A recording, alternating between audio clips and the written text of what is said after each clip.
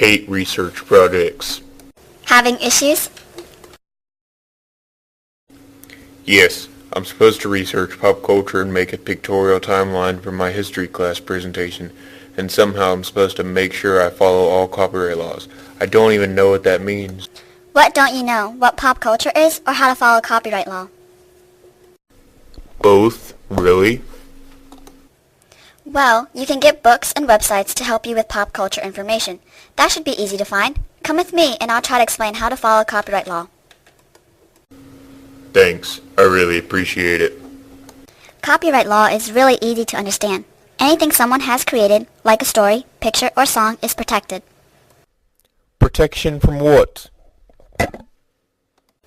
From being stolen through unauthorized copying. Think about it. If you wrote a book, wouldn't you want people to buy a copy? Well, yeah, of course I would. But if I scanned the book onto a website where anyone could read it for free, how many books would you sell? Oh, probably not many. Exactly. Now, when you're doing this project, what are you supposed to have in your presentation?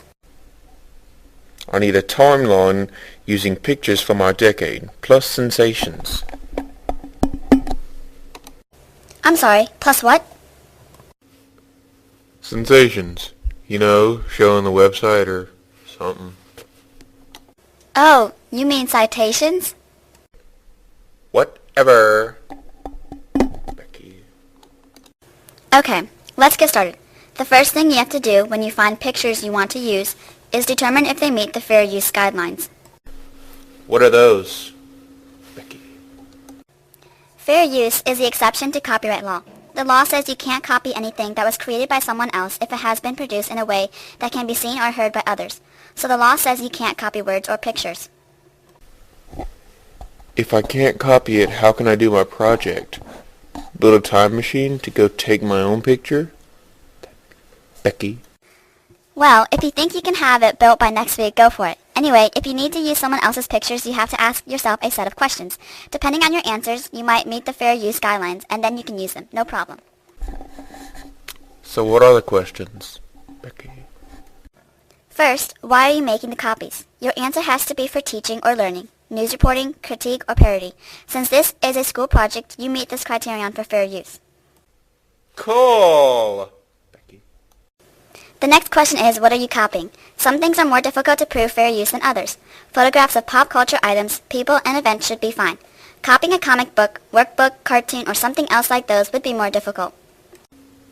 I need a bunch of pictures and either audio or video to go with it, so I want to use some music. I'm okay with that, right, Becky? We'll get to that in a minute. Now, look at how much you're copying and how many copies you want to make. For a project, you can only make one copy, and there are limits on the amounts. Limits? What limits, Becky?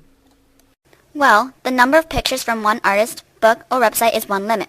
No more than 5 by the same artist, and no more than 10% or 15 from a single source, whichever is a smaller amount. So I need to remember to use more than one source since I have to have 20 pictures, Becky?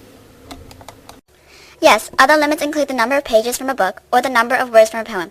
And if you want to play music, you can only use 10% of that song. That's usually about 30 seconds. The last criterion is one of the most important. Why? What is it? Becky?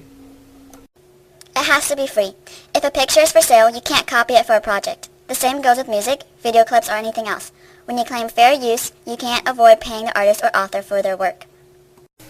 I see. Well, that doesn't really seem too hard to follow. It's not, but everything you borrow for your project has to have a citation. You have to give credit to the person who created it. But if it's on the internet, I'm okay, right? This is just for stuff in the books. Becky? Actually, anything on the internet is copyrighted too. You have the same rules no matter what type of source you're using, print or digital. So that's all copyright law is? Telling me to use stuff for school and only in small amounts? Becky? Not totally. Do you remember that story on the news last year? The one where the guy had to pay thousands of dollars for violating copyright? Yeah, it has something to do with music, right, Becky? Right. He did 2 things wrong. First, he downloaded music that was for sale, but he didn't pay for it. That's stealing, just like taking something from a store without paying for it. What? Everybody does that, Becky. Not everybody. Anyway, he downloaded it off the internet, so they traced it back to his IP address and he got caught. As if that wasn't enough, he then was copying it and giving it to friends for free, as well as playing it in his family's restaurant. Becky. What was wrong with that, Becky? He didn't have public performance rights. Most restaurants play boring old music because it's free. Otherwise, you have to get permission and pay to play it. Those fines cost him over $40,000. That's a lot of money. Anything else I should worry about, Becky? I'm sure you already know you can't copy movies, DVDs, or Blu-rays, right? After all, those FBI warnings show up at the beginning of all of them. Making illegal copies can cost $250,000 and up to 6 months in jail per copy. You gotta be kidding. Nope. Some guy was selling illegal copies at the flea market and got busted. He's spending several years in jail now. But that's alright. There's nothing else I need to know, Becky. Actually, the law is fairly specific regarding computer stuff and games. The penalties are mostly the same as for movies. This is getting more and more complicated. You can't copy anything, Becky. But that's not true. There are some things you can always copy. They're in what's called the public domain. Stuff like government documents, things no one owns like the multiplication tables or calendar grids, and anything with an expired copyright. Copyrights expire? So I can just wait and use it when it's free? Becky. Only if you don't mind waiting a while to graduate. A copyright owned by a person expires 70 years after they die, and corporations can have copyrights that last for almost 100 years. When is your project due? Next week. Guess that won't work after all. Thanks for explaining it. I guess I'd better get to work, Becky. No problem. Good luck. Becky.